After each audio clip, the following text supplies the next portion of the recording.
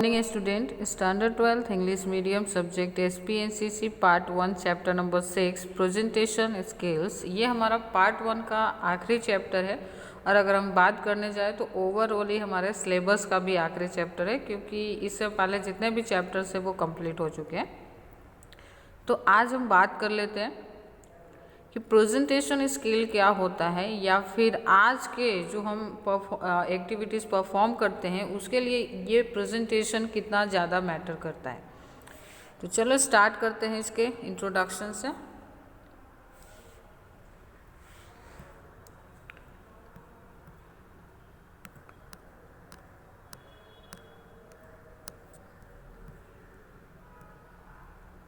Okay,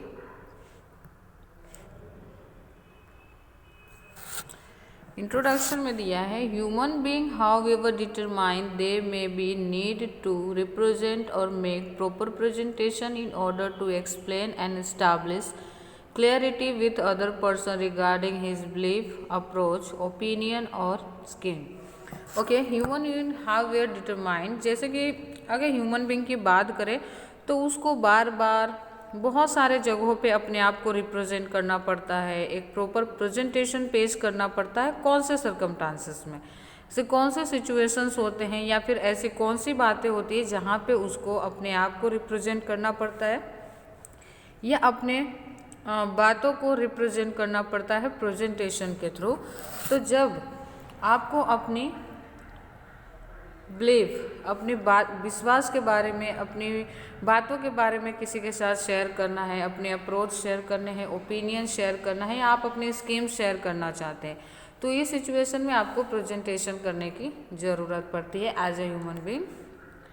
his understanding, ability and skill come to his aid for this matter. इस matter में जो उसकी understanding होती है, जो उसकी एबिलिटी होती है, स्किल्स होती है, वो उसकी यहाँ पे हेल्प करता है।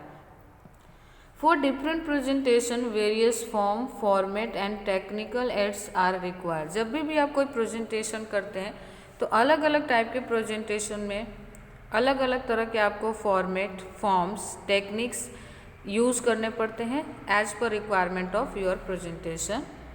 Various factors like effectiveness of presentation, use of technology and grasp on the part of listeners and attendees determine the success of presentation। आपके presentation का success किसके ऊपर डिपेंड करता है, या आप जो presentation कर रहे हैं उसमें आपको सफलता मिली या नहीं मिली, आप ये किस तरह से जान सकते हैं।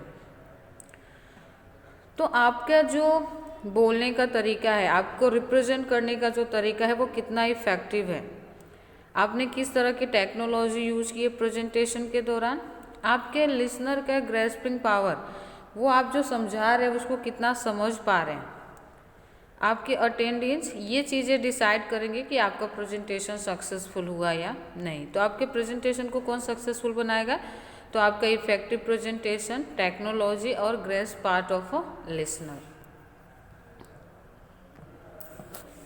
Appropriate presentation not only provide information and explanation to individual or a group but also avail their approval and manage to get desired result।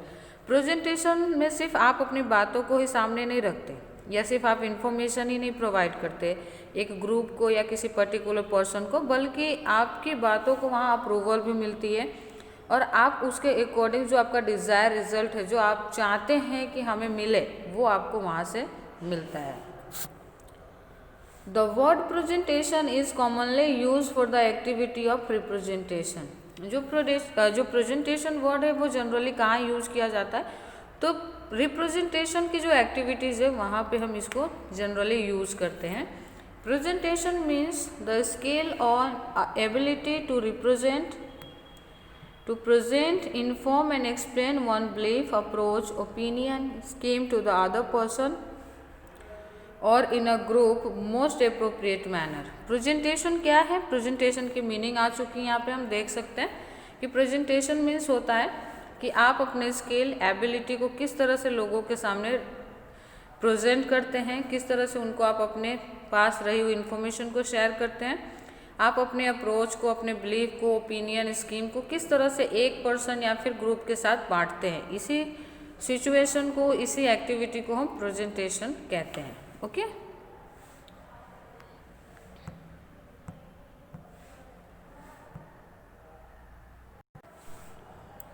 Next topic आता है इसी में हमारा इम्पोर्टेंस ऑफ प्रेजेंटेशन। प्रेजेंटेशन का इम्पोर्टेंस क्या है, वो हमारे बिजनेस के लिए, हमारे लिए कितना ज़्यादा मैटर करता है।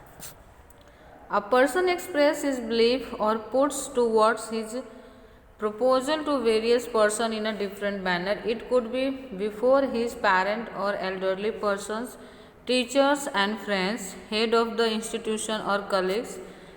ओके, एक पर्सन अपने बिलीफ को, अपने पुट्स को, अपने अप्रोच, ओपिनियन को बहुत सारे डिफरेंट कैटेगरी के लोगों के साथ शेयर करता है। उसमें उसके पेरेंट्स हो सकते हैं, उससे बड़े जो लोग हैं उसके फैमिली मेम्बर वो हो सकते हैं, उसके टीचर फ्रेंड हो सकते हैं, हेड ऑफ द इंस्टीट्यूशन हो सकते हैं जहाँ पे वो काम करता है, या फिर उसके साथ काम करने वाले कलीग्स हो सकते हैं। यानी आज हम हर एक दूसरे जगह पे ना प्रेजेंटेशन करते हैं, अपने आप को रिप्रेजेंट करने की कोशिश करते हैं, अपने बातों को लोगों को समझाने की कोशिश करते हैं। Presentation should be made keeping in the mind of as group, gender, designation etcetera. जब भी आप किसी चीज़ को रिप्रेजेंट करने जा रहे हैं, आप प्रेजेंटेशन प्रिपेयर कर रहे हैं, तो आपको ये बात का पूरा ध्यान रखना है कि आप किसके सामने प्रेजेंटेशन करने जा रहे हैं। जिस व्यक्ति के सामने प्रेजेंटेशन कर रहे हैं उसका एज क्या है, जेंडर क्या है, वो कौन सा डेजिग्नेशन पे काम करता है, ये सारी चीज़ें आपके प्रेजेंटेशन के जो मेथड है, जो टेक्निक है, उसको चेंज करता है। Of the audience some points can be common to all and some में differ according to the age group, gender and designation. Presentation में कुछ जो टॉपिक होती है वो कॉमन होती है, जो आप हर जगह पे यूज़ कर सकते हैं, लेकिन कुछ चीज़ें डिफरेंट होती है एक दूसरे से। कैसे? तो एज ग्रुप, जेंडर और डेजिग्नेशन के हिसाब से कुछ चीज़ें हमें वेरिएशंस करने पड़ते हैं। Presentation are made on the different purpose such as. Presentation हम कौन से पर्पज के लिए करते हैं जनरली, तो आप देख पा रहे हैं यहाँ पे, एक minute. Learning technique and evolution, किसी चीज़ को सीखना हो, किसी टेक्निक को लर्निंग, टीचिंग एंड इवोल्यूशन, किसी चीज़ को आपको सीखना हो, किसी को पढ़ाना हो, या किसी चीज़ों को इवेलुएट करना हो, तो भी प्रेजेंटेशन बहुत इंपॉर्टेंट है। इंटरव्यू एंड ग्रुप डिस्कशन में के लिए प्रेजेंटेशन जरूरी है। Training, demonstration, strategy, planning, project and etcetera, ये सारे मैटर्स है जहाँ पे आपको प्रेजेंटेशन की रिक्वायरमेंट्स होती है। The manner of a presentation will vary in case of explanation of principle, narration of procedure or providing plans of future. Okay, presentation की जो मैनर है वो वैरी हो सकता है। वैरी का मतलब होता है कि डिफरेंट हो सकते हैं, ठीक है, डिफरेंट हो सकते हैं। कैसे? तो in case of explanation of principle, जब आप किसी प्रिंसिपल्स को एक्सप्लेन कर रहे हो, मीन्स कि किसी सिद्धांत को एक्सप्लेन कर रहे हो, किसी प्रोसीजर को नैरेट कर रहे हो, या किसी फ्यूचर प्लान के बारे में आप डिस्कशन कर रहे हैं, तो प्रेजेंटेशन की जो मैनर है वो चेंज हो सकता है। Thus, through the presentation, an individual or a group can easily explain their point by using his or their ability, skill and technology to the other individual or group. Presentation की खासियत ही यही है कि एक व्यक्ति या ग्रुप आसानी से दूसरे व्यक्ति या दूसरे ग्रुप के लोगों को अपनी एबिलिटी, अपनी स्किल और टेक्नोलॉजी की हेल्प से अपनी बातों को रख सकता है। Presentation can be oral and written, audio visual using computers. Okay, presentation oral भी हो सकता है, रिटन फॉर्म में भी हो सकता है, या फिर ऑडियो विजुअल जो मेथड है वो भी आप यहाँ पे यूज़ कर सकते हैं कंप्यूटर की हेल्प से। Presentation made with the use of technology create a long lasting effect. आज जो हमारे पास जो टेक्नोलॉजी है, आज जो हमारे पास मॉडर्न मेथड अवेलेबल है, जो मीडियम है, उसकी वजह से आज हम प्रेजेंटेशन करते हैं, उसका जो इफेक्टिवनेस है वो लॉन्ग लास्टिंग होता है। यानी एक बार जो चीज़ें हम समझाते हैं वो लंबे समय तक लोगों को याद रहता है। तो आज हमने देखा कि प्रेजेंटेशन क्या है और उसके इम्पोर्टेंस क्या है। नेक्स्ट लेक्चर में हम टाइप्स ऑफ प्रेजेंटेशन की बात करेंगे। Thank you.